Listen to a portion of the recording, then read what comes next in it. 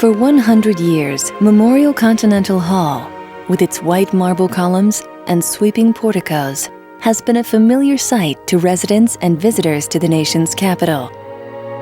Located just 2 blocks from the White House in downtown Washington, D.C., Memorial Continental Hall's prominent location and exquisite design lend to its mystery and intrigue, often raising questions about what the building is, who it belongs to, and the purpose it serves.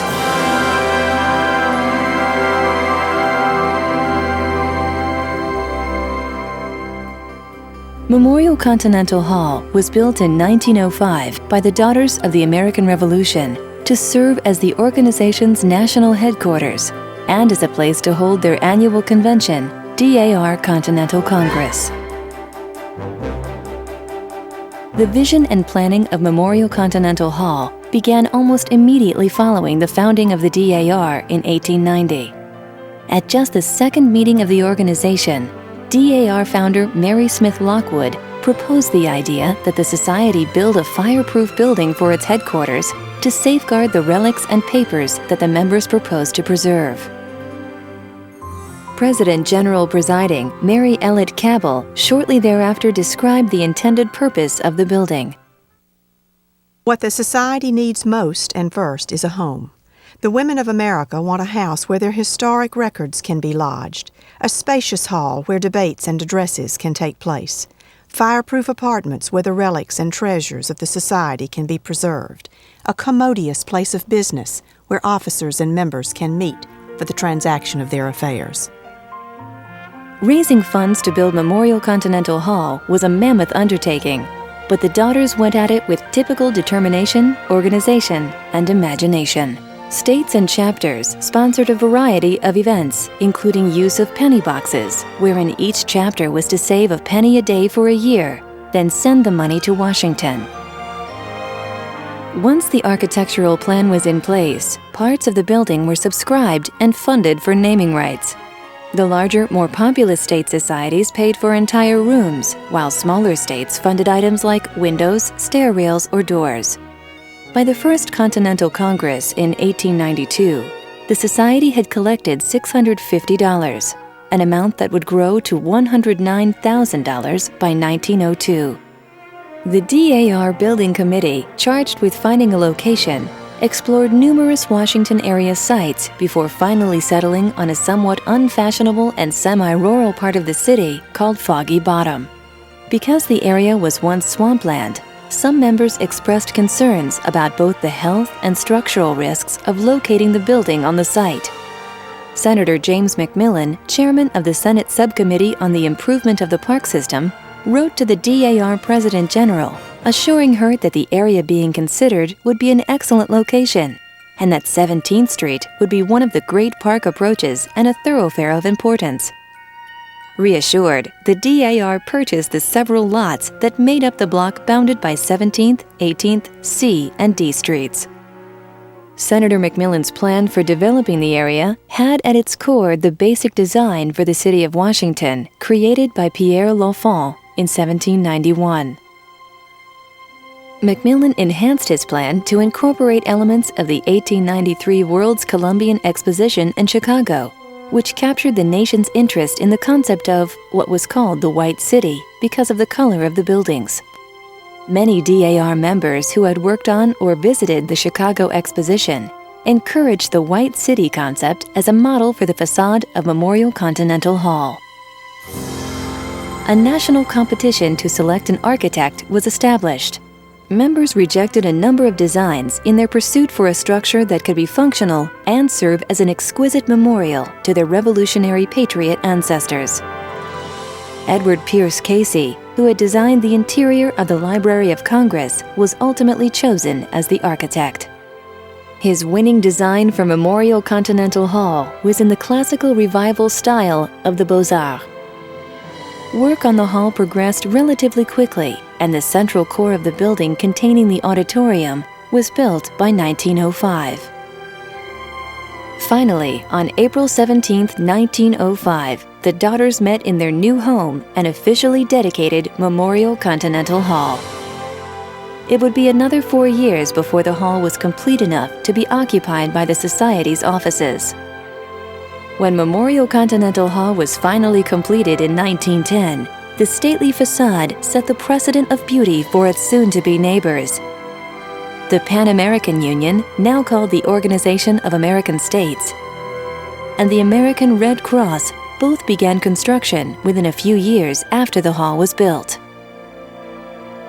The memorial portico on the south side of the building is dedicated to the 13 original colonies. The portico consists of 13 monolithic columns, each with the name of one of the original colonies carved at the base.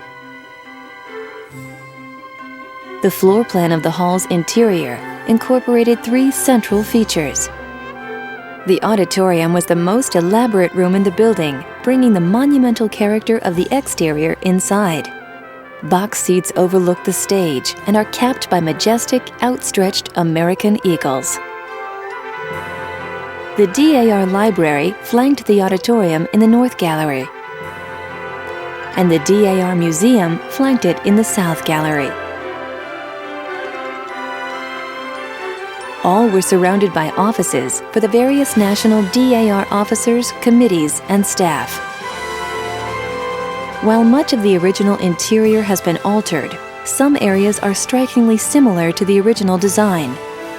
The grand entrance, the Pennsylvania foyer, is classically clad in Vermont marble, featuring a medallion of the Pennsylvania state seal and busts representing American Revolutionary heroes. The lavish Connecticut boardroom on the second floor contains elaborate woodwork and crystal chandeliers. The banquet hall opens to a terrace on top of the memorial portico, providing an amazing view of the city. Less than 10 years after the building's completion, the DAR began construction on a new administration building to serve as the organization's business center. The rooms that had been the offices for the early workings of the society were offered back to the states in order to be decorated to accurately reflect a specific time, place, and authentic interior decor. The ever-expanding DAR eventually outgrew the Memorial Continental Hall auditorium. Plans got underway to build a larger auditorium to hold the annual Continental Congress. In 1929, Constitution Hall, able to seat 4,000 people, was opened. By 1949, the organization's adjoining buildings took up an entire city block.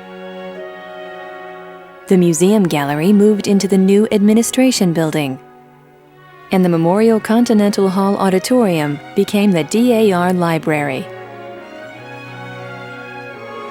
Many important local and national events have taken place in Memorial Continental Hall, but none more important than the Conference on the Limitation of Armament. President Warren Harding opened the conference on November 12, 1921. The conference brought together the major Allied naval powers from across the world to discuss a reduction in the size and armament of their navies and to ensure security in the Pacific. When the conference ended on February 6, 1922, the delegates had signed 3 major treaties and several separate agreements. Memorial Continental Hall was designated a National Historic Landmark specifically because of the conference. Memorial Continental Hall has also served as home base for DAR members' volunteer efforts over the years. During World War I, DAR members formed a volunteer partnership with the American Red Cross. When the nation entered the Second World War, the National Society made Memorial Continental Hall available for war service almost immediately. The building became the site of many Red Cross offices. The DAR also sponsored a war service center open to servicemen 6 days a week. Today, this designated National Historic Landmark is still the epicenter of a dynamic DAR. The 170,000 square foot building houses one of the world's most important genealogical libraries, an extensive collection of antique home furnishings displayed in period rooms, and glamorous spaces available to the public for an array of different occasions.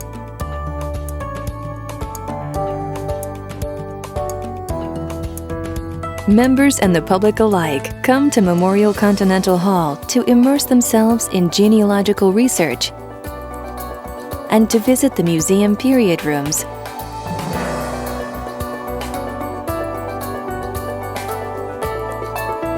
The beautiful O'Byrne Gallery is one of the most elegant venues in Washington, D.C., regularly hosting special events such as meetings, receptions, and weddings. Memorial Continental Hall's resemblance to the White House also makes it a desirable location for shooting feature films such as Suspect, The Distinguished Gentleman, and National Treasure, as well as television programs, notably The West Wing, have featured Memorial Continental Hall. Just as they did in the early years, U.S. presidents come to the hall for a variety of reasons. President George W. Bush used the 100-year-old Brass Eagle podium, once located on the Memorial Continental Hall stage, for his inaugural luncheon in 2005. Memorial Continental Hall continues to be a primary venue for many important world and national events.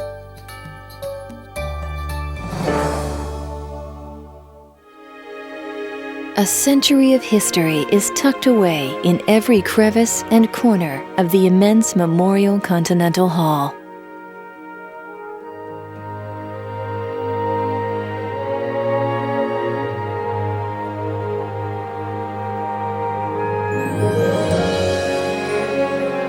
And the vision of those early daughters of the American Revolution will continue to be a reminder of this country's glorious past and promising future.